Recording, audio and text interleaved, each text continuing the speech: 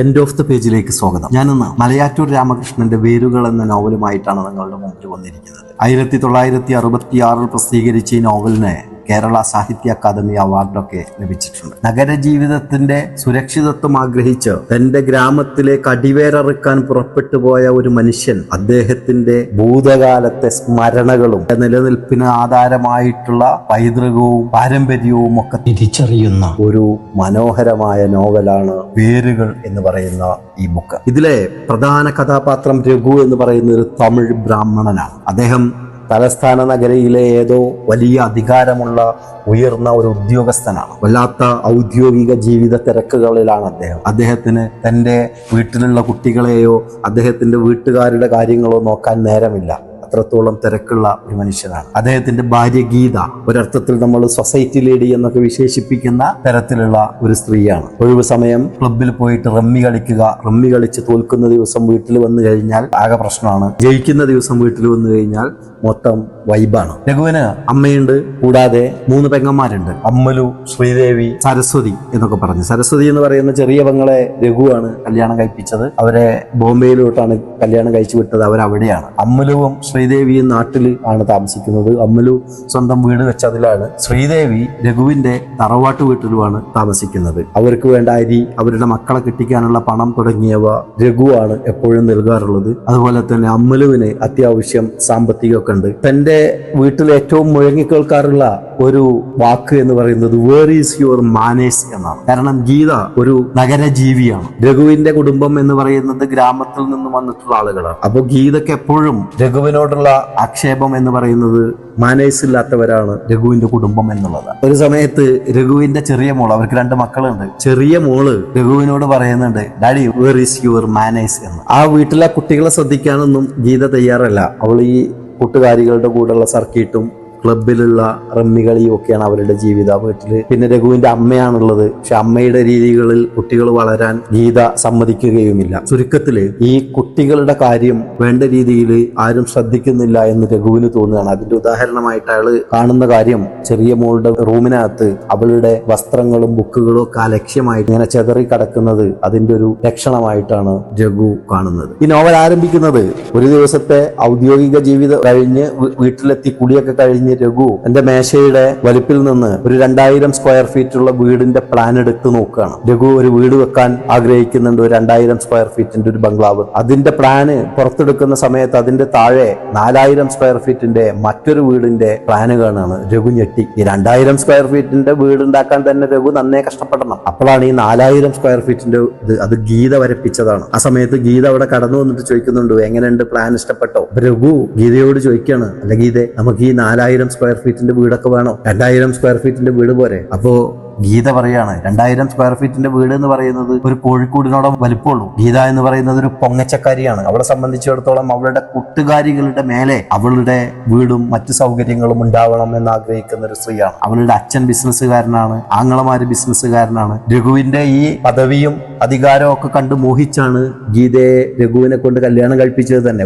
ഒരർത്ഥത്തിൽ വിലക്കെടുത്തതാണ് അവര് രഘുവിനെ. ഗീതയ്ക്ക് എപ്പോഴും രഘുവിന്റെ വീട്ടുകാരെ കുറിച്ച് ആക്ഷേപമാണ്. വിദ്യാഭ്യാസമില്ലാത്തവര്, ഗ്രാമവാസികൾ, കൾച്ചർ ഇല്ലാത്തവർ എന്നുള്ള രീതിയിലുള്ള ആക്ഷേപങ്ങളാണ് സദാസമയം ഉണ്ടായിരുന്നത്. അവര് തമ്മിൽ ചെറിയ തർക്കം ഉണ്ടാവുന്നു. അവസാനം ഗീത പറയുന്നു, നാട്ടിലുള്ള നിങ്ങളുടെ ഭൂസ്വത്ത് വിറ്റാ പോരെ, ഈ 4000 സ്ക്വയർ ഫീറ്റ് വീട് വെക്കാനുള്ള പണം കണ്ടെത്താൻ. നാട്ടിലെ സ്വത്ത് വിൽക്കുക എന്ന് പറഞ്ഞാൽ അത് അച്ഛൻ ഉറങ്ങുന്ന മണ്ണാണ്, മുത്തച്ഛന്മാർ ഉറങ്ങുന്ന മണ്ണാണ്. മാത്രമല്ല ആ വീട്ടിലാണ് ലക്ഷ്മി എന്ന് പറയുന്ന പെങ്ങള് താമസിക്കുന്നത്. അവരെ അവിടുന്ന് ഒഴിവാക്കേണ്ടി വരും. ഇങ്ങനെ തുടങ്ങിയിട്ടുള്ള ഒരുപാട് പ്രശ്നങ്ങളുണ്ട്. ഇത്രയും കാലം നിങ്ങൾ അവർക്ക് സൗജന്യങ്ങൾ കൊടുത്തില്ല. അവിടെ നെല്ല്, തേങ്ങയൊക്കെ അവരാണ് എടുക്കുന്നത്. അവരുടെ മക്കളെ കെട്ടിക്കാനുള്ള കാശുകളാണ് കൊടുക്കുന്നത്. എല്ലാ വർഷവും നിങ്ങൾ അവർക്ക് ഡ്രസ്സ് എടുത്തു കൊടുക്കുന്നുണ്ട്. എന്തിനാ ഈ അവരെങ്ങനെ നമ്മൾ സംരക്ഷിക്കണം? നിങ്ങൾക്ക് ആ സ്ഥലം വിറ്റുകൂടെ? അങ്ങനെ രഘു ചിന്തിച്ചപ്പോൾ ശരിയാണ്, ഓക്കെ, എല്ലാവർക്കും വേണ്ടത് വീടിനകത്ത് സ്വസ്ഥതയാണല്ലോ.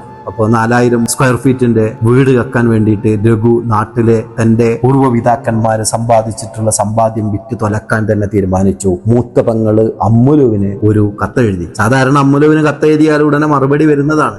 പക്ഷെ ഈ കത്തിന് മറുപടി ഒന്നും വന്നില്ല. അതുകൊണ്ട് രഘു ഒരു സുപ്രഭാതത്തില് നാട്ടിലേക്ക് വീടും സ്ഥലവും വിൽക്കാൻ വേണ്ടി യാത്ര പോവുകയാണ്. ആ യാത്രയുടെ തുടക്കത്തിലാണ് രഘുവിന്റെ ഭൂതകാലത്തിലേക്കുള്ള സഞ്ചാരം ആരംഭിക്കുന്നത്. രഘു ടാറിട്ട് റോഡിൽ നിന്ന് തന്റെ ഗ്രാമത്തിലേക്കുള്ള ചമ്മൺ പാതയിലേക്ക് തിരിഞ്ഞപ്പോ പരിചിതരായ ഒരുപാട് ആളുകളെ കണ്ടു തുടങ്ങി. അവരെയൊക്കെ ബന്ധപ്പെടുത്തി രഘുവിന് ഒട്ടേറെ ഓർമ്മകളുണ്ട്. അങ്ങനെ രഘു വീട്ടിലെത്തുന്ന സമയത്ത് ഒരു കൂട്ടുകാരനെ കാണുന്നുണ്ട്. കൂട്ടുകാരൻ ചോദിക്കുന്നു, നിങ്ങൾ എത്ര വലിയ ഉന്നത സ്ഥാനത്തെത്തിയിട്ടും നമ്മുടെ ഈ നാട്ടിലേക്ക് ഒരു കരണ്ട് കൊണ്ടുവരാനോ ഒരു റോഡ് ഒന്ന് ടാർ ചെയ്യാനോ നിങ്ങൾക്കാവുന്നില്ലല്ലോ എന്ന് പറയാണ്. അപ്പൊ രഘു പഠിച്ച സ്കൂൾ കാണുന്നുണ്ട്, രഘു പോകുന്ന അമ്പലം കാണുന്നുണ്ട്, രഘുവിന്റെ ഭൂതകാലം ചെലവഴിച്ച ഒട്ടേറെ ഇടങ്ങളുണ്ട്. അങ്ങനെ വീട്ടിലെത്തുന്നു. ആദ്യം മൂത്ത പെങ്ങളെടുത്ത് പോകുന്ന അമ്മുലുവിന്റെ അവിടെ പോയിട്ട് അമ്മുലുവിനെ കാണുന്നു. അപ്പോ അതിന്റെ തൊട്ടടുത്ത് തന്നെ ശ്രീദേവി എന്ന് പറയുന്ന രണ്ടാമത്തെ പെങ്ങൾ താമസിക്കുന്നുണ്ട്. അവരുടെ വീട് അവിടെ ഉണ്ട്. പക്ഷെ അമ്മുലുവും ശ്രീദേവിയും തമ്മിൽ വലിയ സുഖമല്ല. കാരണം എന്താ വെച്ചാൽ അമ്മുലു കുറച്ച് സാമ്പത്തികമായിട്ട് ഭദ്രമായിട്ടുള്ള ഒരു കുടുംബമാണ്. അവര് അമ്മുലുവിനെ വളരെ ചെറുപ്പത്തിൽ കല്യാണം കഴിപ്പിച്ചു. ഒരു പാചകക്കാരനെ കൊണ്ടാണ് കല്യാണം കഴിപ്പിക്കുന്നത്. അദ്ദേഹം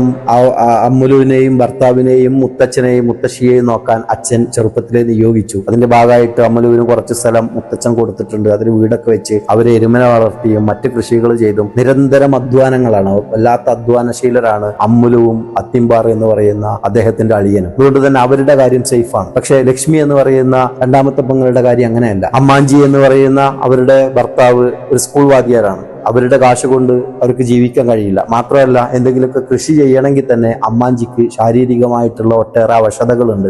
അമ്മാഞ്ചി എപ്പോഴും അമ്മാഞ്ചിയുടെ കാര്യത്തെ കുറിച്ചല്ല സംസാരിക്കുക, മറ്റുള്ളവരുടെ കാര്യത്തെ കുറിച്ചാണ് സംസാരിക്കുക. അമ്മുലു എന്ന് പറയുന്ന പെങ്ങള് എന്ത് കാര്യവും വെട്ടിത്തുറന്ന്, ഇഷ്ടമാണെങ്കിലും അനിഷ്ടമാണെങ്കിലും അത് വെട്ടിത്തുറന്ന് പ്രദർശിപ്പിക്കുന്ന ഒരാളാണ്. എന്നാൽ ലക്ഷ്മി എന്ന് പറയുന്ന പെങ്ങൾ അങ്ങനെയല്ല. അവൾ എപ്പോഴും വിനയത്തോടു കൂടിയും കൂടുതൽ സംസാരിക്കാതെയും പരമാവധി മറുപടികൾ പുഞ്ചിരികളിൽ ഒതുക്കിയും സഹിച്ചും ക്ഷമിച്ചും ജീവിക്കുന്ന ഒരു സ്ത്രീ. സ്വാഭാവികമായിട്ടും വരായികളൊന്നുമില്ല. അതുകൊണ്ട് തന്നെ അവരെ കുറ്റപ്പെടുത്തി അമ്മുലു ഇടക്കിടക്ക് നാട്ടുകാരോടൊക്കെ പല സംഗതികളും പറയും. അത് ലക്ഷ്മി കേൾക്കും. ഒരിക്കൽ രഘുവിന് അമ്മുലു കത്തെഴുതുവാണ്. ലക്ഷ്മിയുടെ ആടുകൾ അവരുടെ കൃഷി നശിപ്പിക്കുന്നു, ഇങ്ങനെ തുടങ്ങിയിട്ടുള്ള സംഗതികളൊക്കെ പറഞ്ഞിട്ട് കത്തെഴുതുന്നുണ്ട്. ഇത്തരത്തിലുള്ള ചെറിയ ചെറിയ പ്രശ്നങ്ങൾ കാരണം അവര് ചെറിയൊരു അകൽച്ചയിലാണ്. പക്ഷെ അമ്മുലു സ്നേഹമുള്ളവളാണ്, ലക്ഷ്മിയും സ്നേഹമുള്ളവളാണ്. അങ്ങനെ രഘു നാട്ടിലെത്തുന്നു. അമ്മുലു കണ്ടപാടെ ചോദിക്കുന്നു, നീ വീട് സ്ഥലം വിൽക്കാമെന്നതാവും അല്ലെ? ഈ അച്ഛനുറങ്ങുന്ന നമ്മളുടെ പൂർവ്വപിതാക്കൾ ഉണ്ടാക്കിയിട്ടുള്ള ഈ മണ്ണ് വിൽക്കാൻ നിനക്ക് എങ്ങനെ തോന്നുന്നു എന്നൊക്കെ പറയാണ്. അപ്പോ രഘു ചോദിക്കുന്നുണ്ട്, നിങ്ങൾ ആരെങ്കിലും കണ്ടിട്ടുണ്ടോ? അപ്പോ അമ്മുലു അതിന് മറുപടി ഒന്നും പറയുന്നില്ല. അമ്മുലുവിന് നല്ല പ്രതിഷേധം ഈ സ്ഥലം വിൽക്കുന്ന കാര്യത്തിലുണ്ട്. പക്ഷെ അയാളുടെ സ്വത്താണ്, അതെന്ത് ചെയ്യണമെന്ന് അയാൾക്ക് സ്വതന്ത്രമായിട്ട് തീരുമാനമെടുക്കാം. അങ്ങനെ ഒരു ദിവസം അവിടെ കിടക്കുന്നു, പുഴയിൽ പോകുന്നു, തൊടിയിലൊക്കെ ഇറങ്ങി നടക്കുന്നു. അപ്പോ അദ്ദേഹത്തിന്റെ പ്രണയം, അദ്ദേഹം നടത്തിയിട്ടുള്ള ഒരു വിപ്ലവം, അവിടെ ഒരു ക്ഷേത്രം ഉണ്ട്. ആ ക്ഷേത്രത്തിൽ താഴ്ന്ന ജാതിക്കാരെ കയറ്റില്ലായിരുന്നു. ആ സമയത്ത് അദ്ദേഹം കുറച്ച് താഴ്ന്ന ജാതിക്കാരെ സംഘടിപ്പിച്ച് ക്ഷേത്രത്തിൽ കയറി. അതിനെതിരെ പോലീസ് കേസ് ഉണ്ടായി. അത് അദ്ദേഹത്തിലായിരുന്നു. LLB കഴിഞ്ഞ സമയത്താണ് അദ്ദേഹം തന്നെ വാദിച്ച് ആ കേസ് അദ്ദേഹത്തെ വെറുതെ വിട്ടു. അദ്ദേഹത്തെ നാട്ടുകാരെയും വെറുതെ വിട്ടു. അങ്ങനെ നാട്ടുകാരുടെയൊക്കെ നല്ല സപ്പോർട്ടുള്ള ഒരു വ്യക്തിയാണ് ഈ രഘു എന്ന് പറയുന്ന ആൾ. ഇങ്ങനെ പിറ്റേ ദിവസം രഘു ചോദിക്കുന്നുണ്ട് കൃഷിയിടത്തിൽ വെച്ചിട്ട് അമ്മുലുവിനോട്, നീ ആരോടെങ്കിലും പറഞ്ഞിട്ടുണ്ടോ എന്നുള്ളത്. അപ്പോ കൃത്യമായൊരു മറുപടി അമ്മുലുവിന്റെ ഭാഗത്തുനിന്ന് കിട്ടാതെ ആയപ്പോ രഘു പറയുന്നുണ്ട്, ഈ നാട്ടിൽ ആളെ കണ്ടെത്താൻ പറ്റുമെന്ന് ഞാനൊന്ന് നോക്കട്ടെ എന്ന് രഘു അങ്ങോട്ടൊരു വെല്ലുവിളി പോലെ പറയുന്നുണ്ട്. അങ്ങനെ വീട്ടിലേക്ക് കയറി ചെല്ലുമ്പോ ടേബിളിൽ ഒരു കപ്പിന്റേതായ ഒരു എഴുത്തുണ്ട്. കള്ള് വ്യവസായിയായിട്ടുള്ള ദേവസി എന്ന് പറയുന്ന ഒരാള് നാളെ വീടും തൊടിയും കാണാൻ വരുന്നുണ്ട്, അദ്ദേഹത്തിന് വീട് വാങ്ങിയ കൊള്ളാന്നുണ്ട് എന്നുള്ളത്. അപ്പോ രഘു ഒന്ന് അഭിമാനം കൊണ്ടു. അമ്മുലു സഹായിച്ചിട്ടില്ലെങ്കിലും എനിക്ക് ഇവിടെ ആളെ കണ്ടെത്താനായി. ഞാൻ പല സുഹൃത്തുക്കളെയും കണ്ട കൂട്ടത്തിൽ പലരോടും പറഞ്ഞിട്ടുണ്ടല്ലോ സ്ഥലം വെക്കാനാണ് വന്നിട്ടുള്ളത്, അതറിഞ്ഞു വന്നതാവും എന്നൊക്കെ വിചാരിച്ചിട്ട് ദേവസി വരികയാണ്. ദേവസി വന്ന് വീടും തൊടിയൊക്കെ നടന്നു കണ്ടു. സാധാരണ രീതിയിൽ കച്ചവടക്കാർ കാണുന്ന രീതിയിൽ ഇതൊന്നും കൊള്ളില്ല, തെങ്ങിലൊന്നും വല്ല കായ്ഫലല്ല, വീട് പൊളിഞ്ഞാടാനായിട്ടുണ്ട്, അതിന്റെ ചരിത്രവും പൈതൃകവും ഒന്നും വാങ്ങുന്ന ഒരാളെ സംബന്ധിച്ചിടത്തോളം അത്ര പ്രാധാന്യമല്ല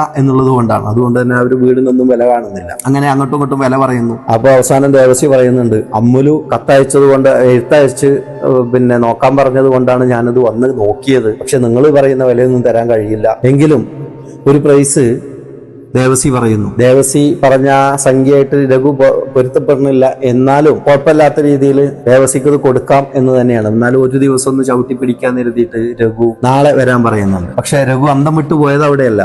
അമ്മുലു ഇതിനോടൊന്നും സഹകരിക്കുന്നില്ല. പക്ഷെ അമ്മുലു വെല്ലുവിളിച്ചാണ് ദേവസി വരുന്നത്. അല്ലെങ്കിൽ അമ്മുലു ആളെ കണ്ടെത്തിയിട്ടില്ലെങ്കിലും എനിക്ക് ആളെ കണ്ടെത്താന്നുള്ള ഒരു ബോധ്യത്തിൽ നിൽക്കുന്ന സമയത്താണ് ദേവസി പറയുന്നത്, അമ്മുലു അമ്മാള് എഴുത്തയച്ചുകൊണ്ട് വന്നാണ്. അവിടെ രഘു അന്തം വിട്ടു പോവാണ്. കാരണം അമ്മുലു ഇങ്ങനെയൊക്കെയാണെങ്കിലും കാര്യങ്ങൾ ചെയ്യുന്നുണ്ട് എന്നുള്ളതാണ്. അങ്ങനെ ദേവസി പോയി കഴിഞ്ഞപ്പോ ലക്ഷ്മി എന്ന് പറയുന്ന ലക്ഷ്മി ഇന്നേ വരെ അദ്ദേഹത്തിന്റെ ഔദാര്യം പറ്റിയാണ് ജീവിച്ചത്. അദ്ദേഹത്തിന്റെ വീട്ടിൽ വാടകയില്ലാതെ താമസിക്കുന്നു. അദ്ദേഹത്തിന്റെ നിലങ്ങളിൽ നിന്ന് കിട്ടുന്ന നെല്ല് അവരാണ് എടുക്കുന്നത്.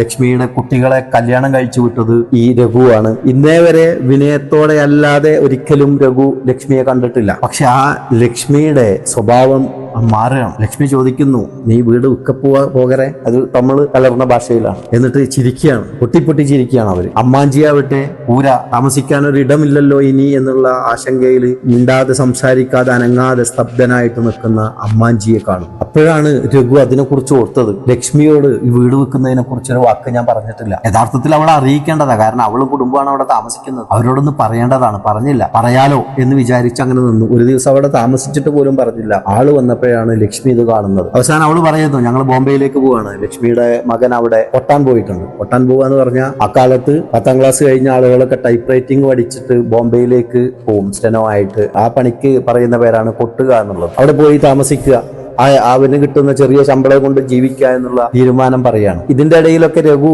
ഒരുപാട് കാര്യങ്ങൾ അദ്ദേഹത്തിന്റെ ഭൂതകാലങ്ങളിലേക്ക് ഒത്തിരി യാത്ര നടത്തുന്നുണ്ട്. വിസ്താരഭയം കൊണ്ട് അതൊന്നും ഇവിടെ പരാമർശിക്കുന്നില്ല. അച്ഛൻ പെൻഷൻ പറ്റിയിട്ട് 10ാം ക്ലാസ് കഴിഞ്ഞ് രഘു ഇതേപോലെ കൊട്ടാൻ പോകാനിരുന്നതാ. പക്ഷെ രഘുവിന് കോളേജിൽ പഠിക്കണം എന്നുള്ള ഭയങ്കര ആഗ്രഹം ഉണ്ടായിരുന്നു. ആ ആഗ്രഹം സാധ്യമാക്കിയത് അമ്മുലുവാണ് അച്ഛന്. കാരണം അച്ഛന് വരുമാനങ്ങളൊന്നുമില്ല. പെൻഷൻ പറ്റിയ സമയത്താണ് രഘുവിന്റെ കോളേജ് ജീവിതം ആരംഭിക്കുന്നത്. അമ്മുലു പറയുന്നു, ഞാൻ അവന് വേണ്ട കാശ് കൊടുക്കുക. കാരണം അമ്മുലുവിന് മുത്തച്ഛന്റെ ഭാഗത്ത് നിന്ന് കിട്ടിയിട്ടുള്ള, കാരണം മുത്തച്ഛനെ പരിചരിക്കാനും ഇതിനൊക്കെ ചെറുപ്പത്തിലെ നിയോഗിക്കപ്പെട്ട ആളായിരുന്നു അമ്മുലു. അതുകൊണ്ട് തന്നെ മുത്തച്ഛൻ കുറച്ച് സ്ഥലമൊക്കെ അമ്മുലുവിന് കൊടുത്തിട്ടുണ്ട്. അതുകൊണ്ട് തന്നെ അമ്മുലു പറയുന്നു, ഞാൻ നോക്കിക്കോളാം, ഞാൻ ഏൽക്കാം അവന്റെ പഠന ചെലവ് എന്ന് പറഞ്ഞ് എല്ലാ മാസവും രഘുവിന് കോളേജിക്ക് ആവശ്യമായിട്ടുള്ള ഫീസ്. പിന്നെ രഘു അപ്പേക്ക് ഹോസ്റ്റൽ ജീവിതത്തിനിടയിൽ എല്ലാ യുവാക്കൾക്കും പറ്റുന്ന രീതിയിൽ മദ്യത്തിലും മറ്റുള്ള സംഗതിയിലൊക്കെ അകപ്പെടുന്നുണ്ട്. അതിനു വേണ്ട പണം ഓരോ പുസ്തകത്തിന്റെ പേര് പറഞ്ഞു അല്ലാതെയൊക്കെ അമ്മുലുവിൽ നിന്ന് വാങ്ങിയെടുക്കുന്നുണ്ട്. പിന്നീട് രഘു അതൊക്കെ തിരിച്ചു കൊടുത്തിട്ടുണ്ട്. അതുകൊണ്ട് തന്നെ അമ്മുലുവിനെ സംബന്ധിച്ച് വീട് വെക്കുന്നതിൽ ഒരു പ്രശ്നമല്ല. കാരണം അവരെ സംബന്ധിച്ച് വീടിന്റെ വിൽപ്പന ബാധിക്കുന്നില്ല. അവരെ സംബന്ധിച്ച് വൈകാരികമായ ഒരു പ്രശ്നം മാത്രമേ നിലനിൽക്കുന്നുള്ളൂ. അച്ഛനും മുത്തച്ഛന്റെ അച്ഛനും ഒക്കെ അന്തിയുറങ്ങുന്ന ഒരു സ്ഥലം ഇത് വിൽക്കുക എന്ന് പറയുന്ന ഒരു വൈകാരിക പ്രശ്നം മാത്രമേ അമ്മുലുവിനുള്ളൂ. പക്ഷെ ലക്ഷ്മിയെ സംബന്ധിച്ചിടത്തോളം അങ്ങനെയല്ല. ലക്ഷ്മിക്ക് ഇനി പോകാനൊരു ഇടമില്ല. ലക്ഷ്മി ഈ വീട്ടിലാണ് കഴിഞ്ഞിട്ടുള്ളത്. ലക്ഷ്മിക്ക് വേറെ സമ്പാദ്യങ്ങളൊന്നുമില്ല. അതുകൊണ്ടാണ് ലക്ഷ്മി പെട്ടെന്ന് ഇത്രയും കാലം ഇത്രയും സൗജന്യങ്ങൾ തന്ന ആളുടെ മുമ്പിൽ ഇതേവരെ വിനയത്തോടെ മാത്രം നിന്ന ലക്ഷ്മി മറ്റൊരു രൂപത്തിൽ രഘുവിന്റെ മുമ്പിൽ പ്രത്യക്ഷപ്പെടുന്നത്, അല്ലെങ്കിൽ മറ്റൊരു ഭാവത്തിൽ ലക്ഷ്മിയെ രഘു കാണുന്നത്. ആ വീട് ലക്ഷ്മി വേണ്ട രീതിയിൽ നോക്കുന്നൊന്നുമില്ല. തട്ടുംപുറത്തൊക്കെ കയറി നോക്കുമ്പോൾ ചതലൊക്കെ പിടിച്ചു കിടക്കുന്നുണ്ട്. അവിടെ മുത്തശ്ശൻ വളരെ ഇഷ്ടത്തോടെ കൊണ്ടു നടന്ന ഒരു വടിവാള് ഉണ്ടായിരുന്നു. ആ വടിവാള് വരെ ചതല് പിടിച്ചിട്ടുണ്ട്. പക്ഷെ രഘു ആ വടിവാള് തിരിച്ചിട്ട്, കാരണം ആ വടിവാള് മുത്തച്ഛൻ അത്രയേറെ സ്നേഹിച്ചൊന്നാണ്. അതിന്റെ സംരക്ഷണം രഘു ഏറ്റെടുക്കുന്നുണ്ട്. രഘു അതെടുത്തിട്ട് അദ്ദേഹത്തിന്റെ കാറിന്റെ ഡിക്കിയിലേക്ക് ഇടുന്നുണ്ട്. അങ്ങനെ ഒരു ദിവസം കൂടി കഴിഞ്ഞ് രഘു അവിടെ നിന്ന് വീണ്ടും ആലോചിക്കുകയാണ്, ശരിയാണ്, ഞാൻ ഈ സ്ഥലം വിറ്റ് കഴിഞ്ഞാൽ എന്താണ് സംഭവിക്കുക? ഇവരനാഥരാവും. ഈ ലക്ഷ്മിക്ക് പോകാൻ ഇടമല്ല. അത് മാത്രമല്ല, ദേവസി സ്ഥലം കാണാൻ എന്ന സമയത്ത് ആ സ്ഥലത്തിലുള്ള ഒരു സാധനത്തിന് അയാൾ വില കാണുന്നില്ല. അവസാനോടെ ഒരു മാവിന്റെ ഒരു കുറ്റി നിൽക്കുന്നുണ്ട്. അയാൾ പറഞ്ഞു, ഈ മാവൊക്കെ നല്ല മാവാ, ഇത് ആരോ വിറകിന്റെ ആവശ്യത്തിന് വേണ്ടി വെട്ടി നശിപ്പിച്ചു. നല്ല രീതിയിൽ മുറിക്കായിരുന്നെങ്കിൽ ഇതിന് ഒരുപാട് പലക കിട്ടുമായിരുന്നു. അപ്പൊ രഘു ഓർത്തു, അതെ, ഇത് ഈ മാവിന്റെ കുറ്റി വിറകിന് വേണ്ടി മുറിച്ചത് തന്നെയാണ്. പക്ഷെ ആ വിറക് അച്ഛനെ ദഹിപ്പിക്കാനുള്ള വിറകിന് വേണ്ടിയിട്ട് മുറിച്ചതാണ്. അച്ഛൻ മരിക്കുന്ന സമയത്ത് രഘു ഹോസ്റ്റലിലാണ്. അച്ഛന്റെ മരണം അച്ഛനും അച്ഛന്റെ കൂട്ടുകാരും ഒക്കെ തിരിച്ചറിഞ്ഞിട്ടും അവര് ലക്ഷ്മിയും അമ്മുലും ഒക്കെ കമ്പിയടിക്കാൻ തീരുമാനിച്ചിരുന്നു രഘുവിന്. അച്ഛൻ വിലക്കി അവരെ, ഇല്ല, അവന്റെ പരീക്ഷ നടക്കട്ടെ എന്ന് പറഞ്ഞിട്ട് വിലക്കി. പക്ഷെ അച്ഛൻ മരിച്ചുപോയി. രഘു ഹോസ്റ്റലിൽ നിന്ന് വരുന്നുണ്ട്. രഘുവിനെ വരുത്തരുത്, രഘു പഠിക്കട്ടെ, അവനതൊന്നും അറിയരുത്, അവൻ വരുമ്പോ അറിഞ്ഞാൽ മതി മരണം. മരിക്കുകയാണെങ്കിൽ തന്നെ നീ എന്റെ മൂത്ത പുത്രനാക്കും എന്ന് അതൊരു തമിഴ് ചൊവ്വയില് അച്ഛൻ അമ്മുലുവിന് ഒരു ഒസിയത്ത് കൊടുക്കുന്നുണ്ട്. നീ വെച്ചാൽ മതി എന്റെ ചിതക്ക് തീ. പക്ഷെ ശാസ്ത്രം, ആചാരം അതൊന്നും ഒരു പന്മകൾ അച്ഛന്റെ ചിതക്ക് തീ വെക്കുന്നത് അനുവദിക്കാത്തത് കൊണ്ട് തന്നെ രഘുവിനെ വിളിച്ച് വരുത്തി രഘുവാണ് പിന്നെ ചിതക്ക് തീ കൊള്ളി വെക്കുന്നതൊക്കെ. ആ ഒരു ഓർമ്മ രഘുവിന്റെ ഭൂതകാലത്തിലേക്ക് തന്റെ വേരുകൾ ആഴ്ന്നിറങ്ങിയ മണ്ണുമായിട്ടുള്ള തന്റെ ആ ഒരു വൈകാരിക ബന്ധത്തെ ഉണർത്തുകയാണ് ആ ഒരു മാവിന്റെ കുറ്റി എന്ന് പറയുന്ന ആ സംഭവത്തിൽ നിന്ന്. അതുപോലെ തന്നെ ആ തൊടിയിലുള്ള അദ്ദേഹം നട്ട മരങ്ങള്, അദ്ദേഹം ഹോസ്റ്റലിൽ നിന്ന് മോഷ്ടിച്ചു കൊണ്ടുവന്ന ജാതിക്ക തൈ, അത് വളർന്നു നിൽക്കുന്നത്, അതുപോലെ അവിടെ ഒരു കല്ലുവട്ടംകുഴിയിൽ നിധിയുണ്ട് എന്ന് മുത്തച്ഛൻ പറഞ്ഞിരുന്ന സംഗതികൾ, ഇങ്ങനെ ഒട്ടേറെ സംഗതികൾ അദ്ദേഹം ഇങ്ങനെ കാണുകയാണ് അദ്ദേഹത്തിന്റെ മനസ്സിൽ. അവസാനം അദ്ദേഹം ഒരു തീരുമാനത്തിലെത്തുകയാണ്, ഇല്ല, ഇത് വിൽക്കുന്നില്ല. ഇത് വിൽക്കുക എന്ന് പറഞ്ഞാൽ ഇത് അവനവനെ തന്നെ ഇല്ലാതാക്കലാണ്. ഗീത എന്ത് വേണമെങ്കിൽ വിചാരിക്കട്ടെ. ഗീതക്ക് എന്റെ റിട്ടയർമെന്റിന് ശേഷം ഞാൻ ഇവിടെ വന്ന് താമസിക്കും. എന്റെ പവറും അധികാരങ്ങളും ഒക്കെ വെച്ചിട്ട് ഞാൻ ഈ നാട്ടിലേക്ക് റോഡ് ടാർ ചെയ്യിക്കും, കരണ്ട് എത്തിക്കും. കരണ്ട് വന്നു കഴിഞ്ഞാൽ എല്ലാ സൗകര്യങ്ങളും ഇവിടെ ആവുമല്ലോ. റിട്ടയർമെന്റിന് ശേഷം ഈ തൊടിയിലിറങ്ങി ഈ ഫലവൃക്ഷങ്ങളെയൊക്കെ പരിചരിച്ച് എനിക്ക് ജീവിക്കണം.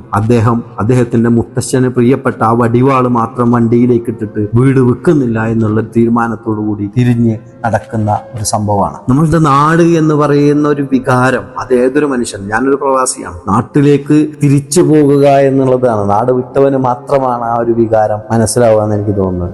ലോകസഞ്ചാരിയായിട്ടുള്ള സന്തോഷ് ജോർജ് കുളങ്ങര ഒരു ഘട്ടത്തിൽ അദ്ദേഹത്തോട് ഒരാളൊരു ചോദ്യം ചോദിക്കുമ്പോൾ പറയുന്നുണ്ട്, നിങ്ങൾക്ക് ഈ കണ്ട നാടുകളിൽ ഏറ്റവും ജീവിക്കാൻ കഷ്ടപ്പെട്ട നാട് ഏതാന്ന് പറയുമ്പോൾ അദ്ദേഹം പറയുന്നുണ്ട്, തന്റെ മരങ്ങാട്ടുപള്ളിയിലേക്ക് തന്നെ തിരിച്ചു വരണം. അത് ഓരോ മനുഷ്യന്റെയും, പ്രത്യേകിച്ച് മലയാളിയുടെ ഓരോരുത്തരുടെ ഉള്ളിലും. ഇപ്പോൾ മലയാളികൾ കണ്ടമാനം യൂറോപ്പിലൊക്കെ കുടിയേറുന്നുണ്ട്, പക്ഷെ അവര് ഇടക്ക് വന്നിട്ട് ഈ നാട് വിസിറ്റ് ചെയ്ത് പോകും.